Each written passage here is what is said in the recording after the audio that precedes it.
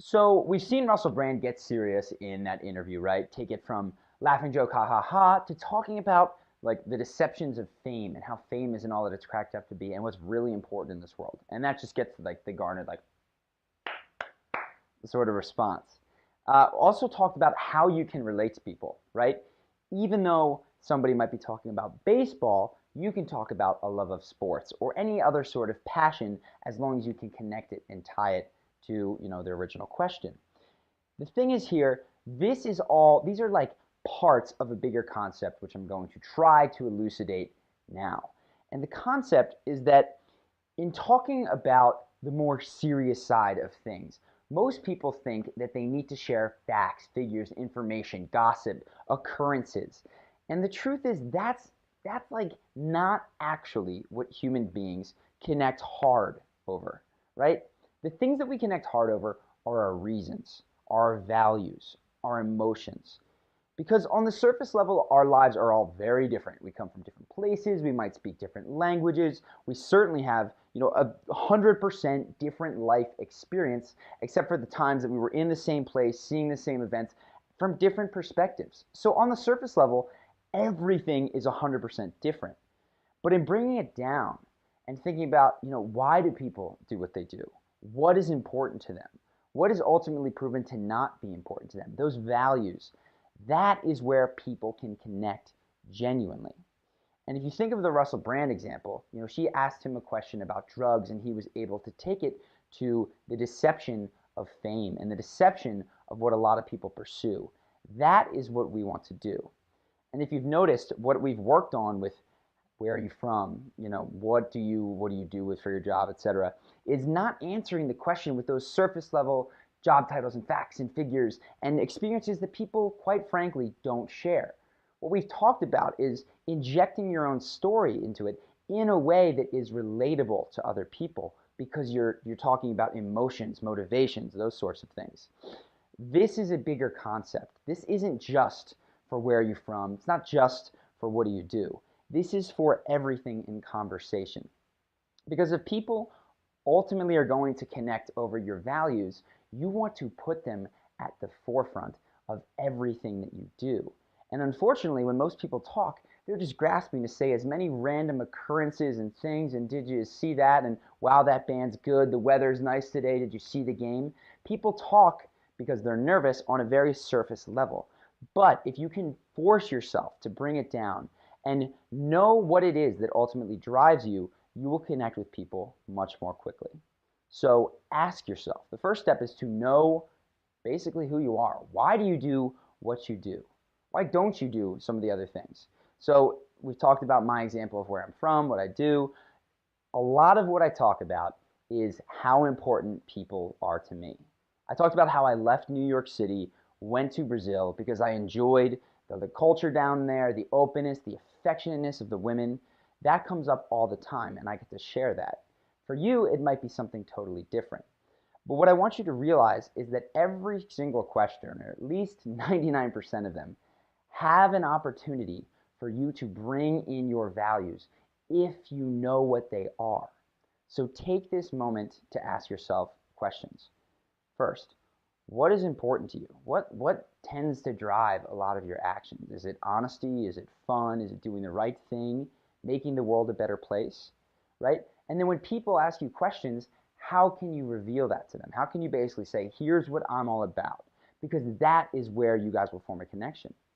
Also ask yourself, this is very similar to the Russell Brand example, what in your life makes you different value-wise from everyone else, or what has proven to be a deception, something that you thought was once important.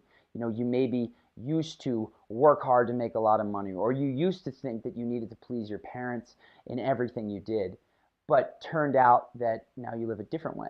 And that's exactly what Russell Brand does when he talks about fame, right? He says, everybody holds this on a pedestal. I did too. It was supposed to fill a hole in my heart, and I found drugs to replace that, and it's all just a bunch of crap. And then everybody claps because that is him putting front and center the things that are important to him. And just to tie this home, because I get it, it's a very heady concept. This is something that happened literally last night, the night before. Uh, I was out with in a club talking to a group of girls, and the topic of cheating came up. Now, okay, how do I relate to someone who's talking about cheating? I've never cheated. Can I talk about somebody I know that cheated? Can I make a joke about cheating? Sure.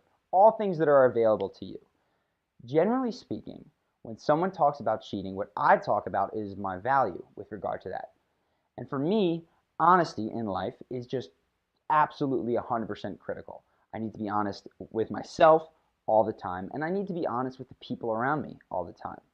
So when the topic of cheating came up, I basically just said in no one specific way that I think that the worst thing about it is that that person is proving themselves to be completely untrustworthy and unreliable. Because honesty isn't if you're honest most of the time.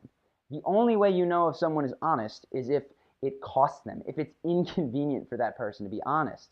So when you put a beautiful guy or a beautiful girl in front of someone who has a boyfriend and they elect to hook up, but it was just one slip, that to me is a flagrant indicator that that person is not trustworthy when it's not convenient to them. And we, had this discussion and talk, and I monologued for a bit about what I think honesty is and how important it is to me and how much I respect people who are honest in difficult times when it's hard to fess up. And I will promise you and tell you, in that moment, the girls that were watching, their eyes glazed over and they went goo goo because it's very, very, one, attractive to have that belief, but two, to put it out there, right? To reveal any sort of driving force for why you do the things you do is incredibly attractive. You can talk about service level trade stories and gossip about who's cheating on who, celebrities, blah, blah, blah. But when you look inside, and I highly suggest you do that now, in fact, take a moment to think through or write down what are the things that are important to me in life? And I've talked about mine: fun, being honest, being affectionate, right? Those are the sorts of things that are important to me. What are the things in life that have proven to be deceptions? And status and prestige, money, pleasing everyone around you, right? And how can you create little little stories, if you will? They're not necessarily like beginning, middle, end with a person, right? How can you illuminate these for other people when the opportunity comes? So I've indicated I talk about honesty when cheating comes up. When I see someone lie, I talk about honesty. When I see someone out and they're touching and they give a hug, I praise them and say how awesome I think it is that they hug other people, because affection to me is like, the most important trait I look for in a girl. I'm looking for someone who just can't keep their hands off of me, who is very friendly with everyone, who makes people around them feel good. How can you work your values into conversation? The reason to do this is because that is how you're going to connect with other people. Every question, every conversation has an angle where this sort of stuff can be seamlessly inserted.